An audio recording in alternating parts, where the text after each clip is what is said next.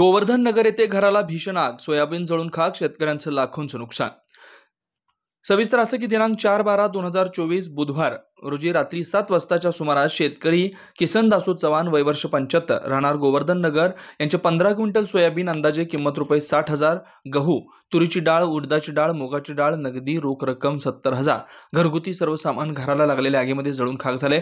तरी शेतकऱ्याचे पूर्ण कुटुंब उघड्यावर आले।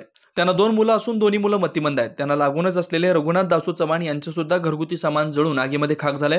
गावकऱ्यांच्या मदतीने आग आटोक्यात आणण्यात आली आहे। पोलीस प्रशासन व महसूल प्रशासनाच्या वतीने पंचनामा करून वरिष्ठांकडे पाठवण्यात येणार आहे।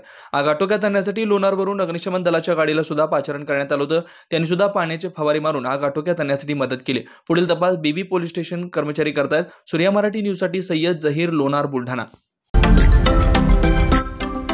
महाराष्ट्रातील महत्त्वाच्या व ताज्या घडामोडी जाणून घेण्यासाठी आजच आमच्या सूर्या मराठी न्यूज चॅनलला सबस्क्राइब करा आणि बेल आयकॉन प्रेस करा।